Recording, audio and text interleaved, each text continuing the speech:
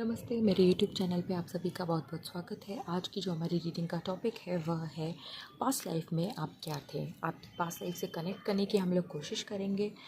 उसमें आप क्या थे as a person, as a soul level, आप कहाँ तक आपने जर्नी की थी, आपकी क्या जर्नी रही है, वह सब कुछ हम जानने की कोशिश करेंगे। तो आप लोगों के लिए मैं 2 पाइल्स रख दूँगी, पाइल 1 और पाइल 2। आपको जो भी कार्ड जो है इंट्यूटिवली सही लगे आप उसे चूज़ कीजिएगा। मैं बर्थ डेट नहीं रख रही हूँ, तो आप इन दोनों कार्ड से ही चूज़ कीजिएगा। जो भी कार्ड आपको ज़्यादा अट्रैक्ट करे उसको ही उसकी रीडिंग आप सुनिएगा। एक एनर्जी वर्क है तो ये एकदम परफेक्ट नहीं हो सकता, इसके बारे में मैं नहीं कह सकती।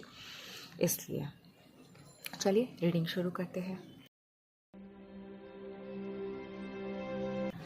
ग्रुप नंबर 1, आपके लिए जो कार्ड आया है वह है द स्ट्रेंथ कार्ड। तो आपकी जिस भी पास्ट लाइफ से हम लोग कनेक्ट हो रहे हैं वहाँ पे आपकी जो सोल की जो मेन पावर थी वह थी स्ट्रेंथ। आपने चीज़ों का सामना किया है, आपने काफ़ी एक्सप्लोर किया है उस लाइफ में, और आपने चीज़ों को हैंडल करना सीखा है। लोगों को जहाँ ज़रूरत थी आपने अपनी पावर से, अपनी स्ट्रेंथ से उन लोगों का बचाव भी किया है। आपने अपनी क्षमता को सही दिशा में लगाने की कोशिश की है जहाँ तक संभव हो। ये आपका मास्टर कार्ड है। चलिए और देखते हैं कि आप कैसे पर्सन थे।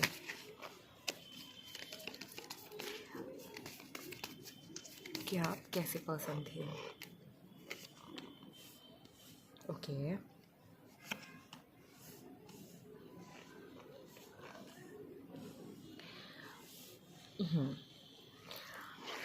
Two of cups and S of pentacles. आप एक जहाँ आपको आपका ट्रू पार्टनर मिल गया था और आप दोनों का बॉन्ड जो है बहुत ही एक्सट्रीम लेवल का था।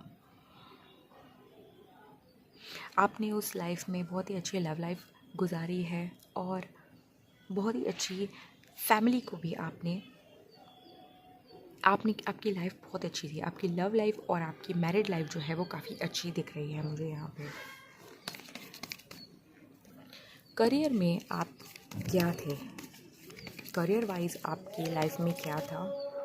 करियर वाइज आपकी लाइफ में मुझे थोड़ी बर्डन और स्ट्रगल दिख रहा है कि आपने किसी किसी जो ड्रीम जॉब थी उसका वेट ही किया है मोस्टली, और आपने फैमिली को ज़्यादा रिस्पॉन्सिबिलिटी लेके, फैमिली को ज़्यादा प्रायोरिटी देके उनकी रिस्पॉन्सिबिलिटी अपने ऊपर ली, और आपने अपनी ज़िम्मेदारी समझ के तो जो मेन करियर है वो लाइन आपने नहीं चूज़ की और आप उसके इंतज़ार में रह गए। आपको अपनी ड्रीम जॉब नहीं मिली। क्या पर्सनैलिटी ट्रेट्स थे आपके, हम वो देखते हैं अब। एज अ पर्सन क्या थे आप, कैसे इंसान थे। इतने कार्ड्स हम नहीं लेंगे। The empress. Okay, as a person जो है, जैसे कि आपका जो मास्टर कार्ड है वो, तो आपका जो मास्टर कार्ड है वो करेजियस आपकी पर्सनैलिटी बताता है। और कार्ड तो जो एम्प्रेस कार्ड है वो आपकी पर्सनैलिटी के बारे में मुझे ये बता रहा है कि आप एक फुलफिलमेंट करने वाले पर्सन थे। आप अपनी फैमिली को, आप अपने आसपास के लोगों को जोड़ के रखने वाले इंसान थे। एक पॉजिटिव इंसान जो कुछ ग्रो कर सकता है, एक पॉजिटिव इंसान जो एक ममता की भावना रखता है अपने पास, उस तरह के पर्सन आप दिख रहे हैं मुझे अपनी पास्ट लाइफ में। आपने काफ़ी कुछ ग्रोथ खुद ने भी की और आसपास के लोगों को भी अपने साथ में आगे बढ़ाया। कभी भी आपने ऐसा बर्ताव नहीं किया जहां आपने इनइक्वलिटी को सहन किया है या दूसरों को सहने दिया है। तो ये थी आपके पास्ट लाइफ से रिलेटेड कुछ इन्फॉर्मेशन। आपको कैसी लगी आपको ज़रूर बताइएगा, और मिलते हैं हम अगली रीडिंग में। ग्रुप नंबर 2, आपका जो मास्टर कार्ड है वो है द किंग ऑफ सोर्ड्स। आप मुझे पास्ट लाइफ में एक काफ़ी मैच्योर, न्यायप्रिय और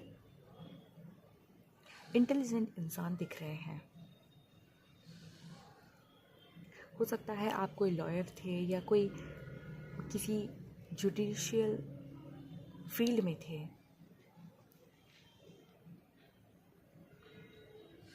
आप चीज़ों को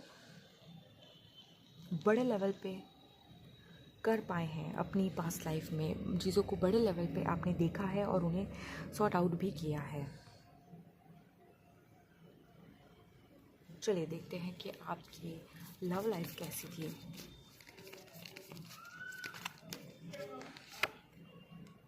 okay, night of cups. Okay, इतने कार्ड्स हम नहीं ले सकते, सॉरी। नाइट ऑफ पेंटिकल्स, दोनों ही नाइट की एनर्जी है। आप किसी के इंतज़ार में रहे हैं अपनी पास्ट लाइफ में। आपके ऑफ़र को या आपको डिज़ायर्ड पार्टनर नहीं मिला है अपनी पास्ट लाइफ में। आपने काफ़ी प्लानिंग प्लॉटिंग की है लेकिन आपको मिला नहीं है। Ignore the background noises as much as you can, okay? Because I'm doing this reading in the open space. चलिए देखते हैं आपके प्रोफेशनली आपके पास्ट लाइफ में क्या था। The wheel of Fortune.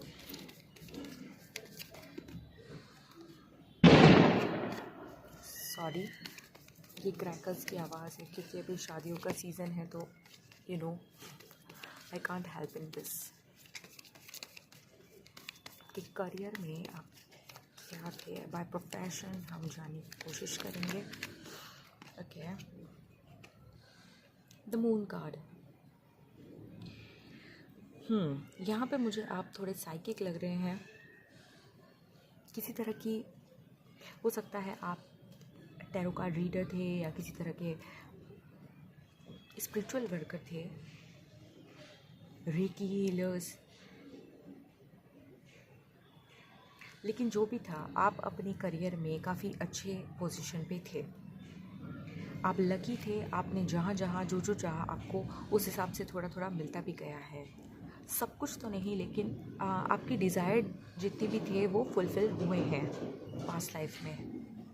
काफ़ी हद तक आपने अपने करियर अपॉर्चुनिटी में काफ़ी अच्छा परफॉर्म किया है।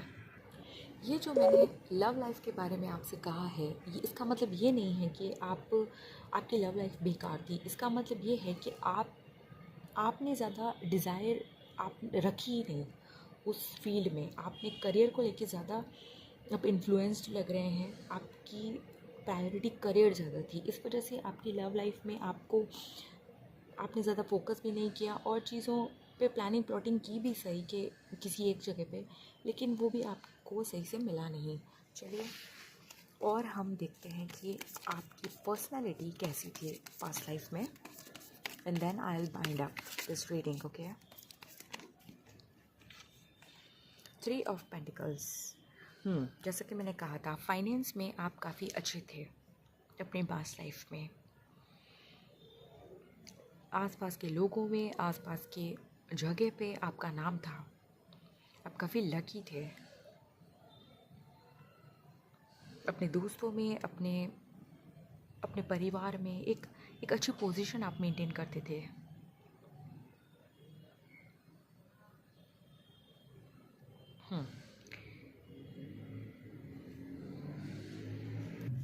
आपने सारी चीज़ों को बैलेंस कर रखा था। आप में ना तो ज़्यादा आपने कभी ओवर इमोशंस बताए हैं, ना कभी आपने कुछ ज़्यादा फाइनेंसेस के बारे में राग गाया है कि नहीं ये नहीं वो नहीं।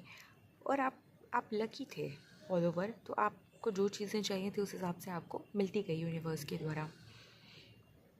और आप एक न्यायप्रिय इंसान भी थे, तो आसपास की जितनी भी चीज़ें थी आपने उन्हें काफ़ी हद तक सॉर्ट आउट करने के बारे में भी सोचा और किया भी सही। इनके हाथ में एक बाज है जो कि काफ़ी फास्ट, एक क्विक पर्सनैलिटी और एक ऐसा पर्सन, एक ऐसे पॉइंट ऑफ व्यू के बारे में है कि जो लोग, साधारण लोग हैं, वो इन चीज़ों को नहीं देखते, लेकिन एक इंटेलिजेंट पर्सन जो है वो बड़े व्यू से, बड़े प्रोस्पेक्टिव व्यू से देखता है। तो आप इस तरह के पर्सन थे, इसलिए आपने इन सब चीज़ों में इतना ध्यान नहीं दिया। आपके लिए फाइनेंस और चीज़ों में इक्वलिटी लाना आपका ध्यान था और आपने उसी में ज़्यादा काम किया है। तो ये थी आपकी रीडिंग पास्ट लाइफ की। आपको कैसी लगी? मैं आगे भी ऐसे टॉपिक्स पे रीडिंग्स बनाती रहूँगी, तो आप सब्सक्राइब कीजिए, लाइक कीजिए, ताकि और लोगों तक भी मेरी ये वीडियोस पहुँचे और उन तक भी ये मैसेजेस पहुँचे। ये वीडियोस जो है टाइमलेस होती हैं, तो आप जब भी इस वीडियोस तक आते हैं आपको तभी वो मैसेजेस मिलने होते हैं और इसीलिए वो मिलते हैं। चलिए मिलते हैं अब मेरी नेक्स्ट वीडियो में, तब तक के लिए बाय।